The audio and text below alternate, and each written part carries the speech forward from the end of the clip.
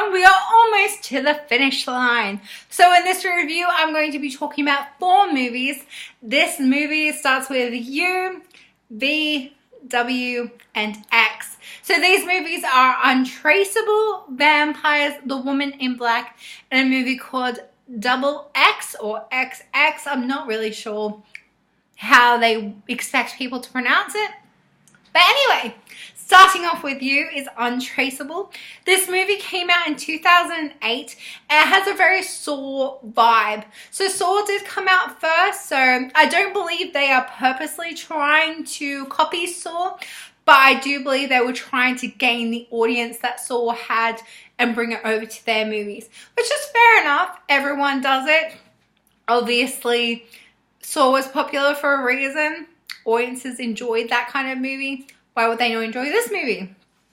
So with this movie, essentially you have a killer that is broadcasting the death of these people. So there was a very interesting promotion for this movie. Most people may not have known about or even remember it, but there is a website in the movie called Kill With Me. This was a real website that the movie created. It's not the same website. You do not go on there and watch people get murdered. But you go on there, you hack the FBI account, and you do, I think from memory, it was 4 tasks. If you completed those tasks successfully, you shut down the website. It was a really cool idea. It was a really interesting way to promote the movie. I believe the website is probably closed down now since the movie has been out for 11 years. It's kind of a waste of time to have a website keep going if no one's visiting it. It was a very interesting promotion. I'm not sure how well it worked. I went onto the website after I saw the movie. So it was very interesting. But of course, this was 11 years ago and it may have came across bad because it was called Kill With Me. So I feel like a lot of parents would be like, why are you typing this into search history? But most kids probably weren't watching these type of horror movies. But it was just an interesting idea that I definitely haven't seen them redo with any really recent movies since social media with Twitter, Facebook, YouTube has obviously taken over advertising with movies. This movie has a lot of sadistic, gory deaths. This is where I feel like they got the Saw vibe from. They don't hold back with their deaths, but it's not a trap that people can escape. It is a trap relying on society and society's reactions to what is occurring. The people die based on whether people are watching this live stream. The more people that watch, the quicker someone dies. So I feel like it's a message to society like, is this really what you enjoy watching? So I feel like the movie is judging the audience that it wants to attract. It's a really interesting kind of way. It's a really interesting story. It's a really interesting premise. But I feel like this movie wasn't really successful or really got the attention it deserved because a lot of people were like, you're just trying to ride on Saw's successes. It's kind of a pity, but at the same time, I can definitely understand it. Diane Lane is fantastic in the movie. She's the lead character and she does a great job. Colin Hanks is also enjoyable. But all the rest of the characters don't really stand out. Even the person that is the murderer, he is not as confronting. He's not as believable as this kind of person, which I guess is relative to real life. Like, just because this person's doing these horrible things doesn't mean you expect that from them. So I get what they're going with, but I just didn't find him believable in the role. But this movie is true to real world nature. The moral of the movie is society enjoys watching people die. Society will pay to watch someone die. If live executions were a thing, people would pay like a pay-per-view to watch it. And he was right. People were logging on to watch this. And while it is a movie, you do have this happening with Facebook Live. You have it with car accidents. Everyone always says when you're driving, don't ever stop to look at a car accident, but every single person does. Like a train wreck, you know you should look away, but you don't. I feel like society is interested in other people being tortured, being weak, being kind of fragile, because it makes them feel better to not be fragile. So it's a really interesting look at society and kind of what they were going with. I feel like it wasn't a great movie just because it didn't receive that attention, just because a lot of people thought it was copying Saw. But if you haven't seen it and you thought that was the reason not to see it, I strongly suggest you reconsider and check this movie out just for the views it presents to the audience about what is coming of society, because this movie was 11 years ago and it's still relevant today. The next movie I'm going to talk about is Vampires, and this would not be relevant today. This movie came out in 1998. I was 7 when I watched this movie for the first time. I definitely should know I've watched this movie at 7. I loved this movie and thought it was the best vampire movie ever created. James Wood was a badass. I loved him. Watching it back, I am amazed that I love this movie, because while it does have that cool vampire story, I'm still crazy about vampires. It's kind of this Western edge. It's interesting. The characters are just complete jackasses. The language they use is definitely not appropriate now. They rescue Katrina that has been bitten by a vampire, and the whole time they just call her a whore. And I believe it's because she's meant to be a prostitute, which I did not get at 7. And I'm just like, looking back at, I'm like, this would not go over well today. And he refers to vampires and priests as being fags, and I'm like, I kind of understand that language wasn't really the PC culture and that people just said that kind of stuff back then. But watching it now, I'm like, holy dooly, why did they ever think this dialogue was okay? Like, this movie has not aged well. While James Wood is a great actor, I just hated everything about his character. Daniel Baldwin, for some reason he was my favorite character when I first watched this, and watching him back, I'm like, you're a real piece of shit.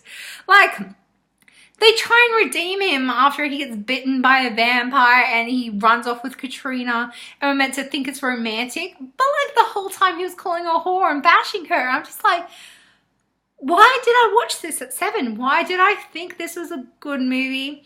So while it's super interesting with how they present the vampires as savages, how there is this Western vibe to it,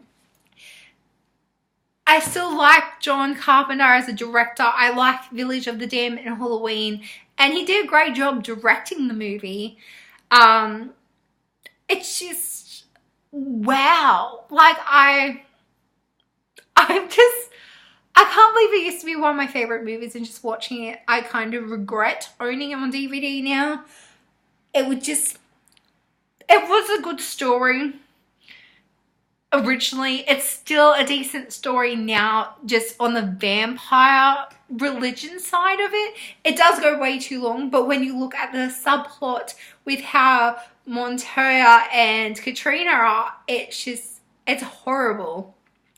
So if you love vampires back in the day, maybe give it a rewatch, because I feel like it's not a movie that should really be cherished like it once was. Cheryl does a great job as Katrina, and like, there's no denying her performance is good. It's just the attitude towards her character, and then the dramatic relationship change, which is just super unbelievable.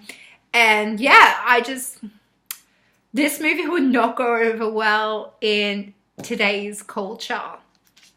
So if you haven't seen Vampires and you're interested in it, like maybe still check it out. Like, I don't absolutely hate it. I just find the dialogue and story kind of appalling because I loved it so much when I was a kid. And I'm like, why did I actually watch this as a kid and why do I love it so much?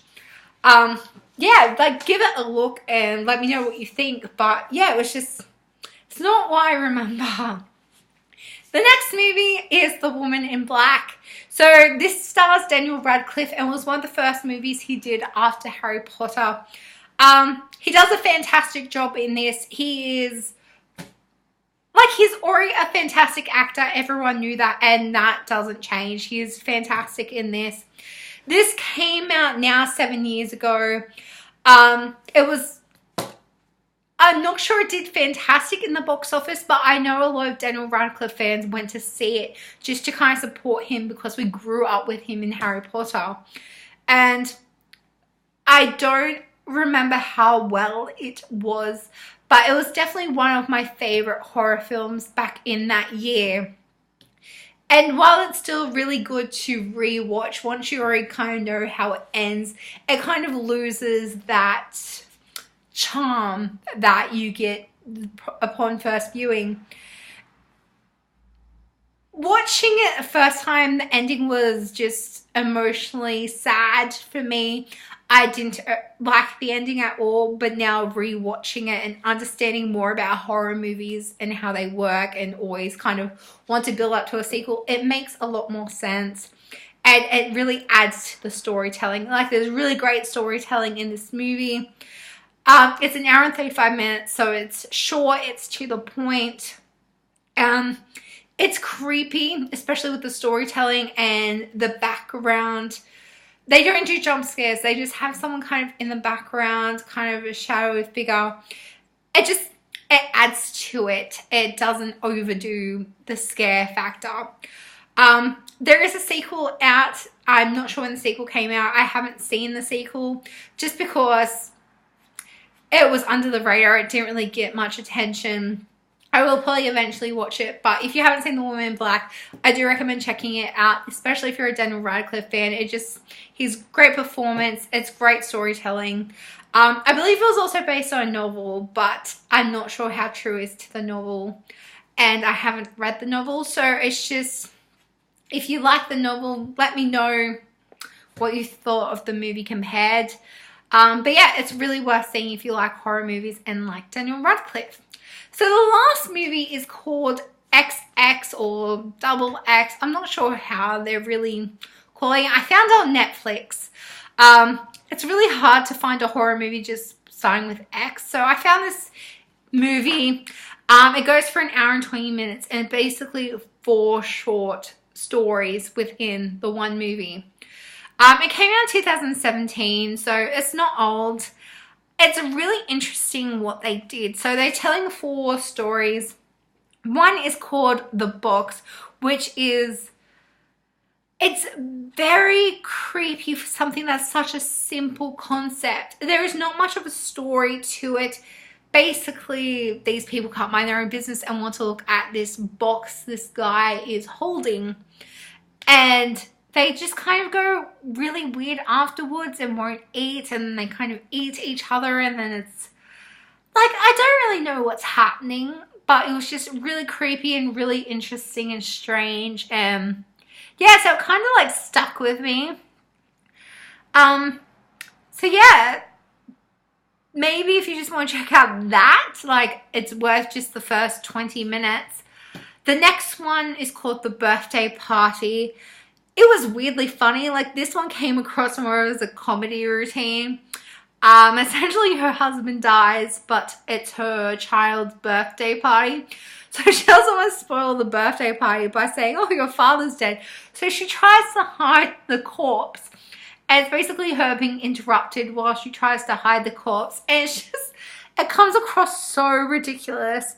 But it also works just incredibly well as a short story. So yeah, it was very different, to say the least. The next one is called Don't Fall. I this one was kind of a weird love story. It was very odd. It's kind of decent, but definitely the weakest of the four. I don't really remember anything about this one other than the lead was kind of creepy. And then the last one is called Her Only Living Son. It's a very interesting premise. I won't go into it too much because I feel like it's more interesting just to watch this one. Yeah, it was very odd. Definitely one of the best acted of the segments.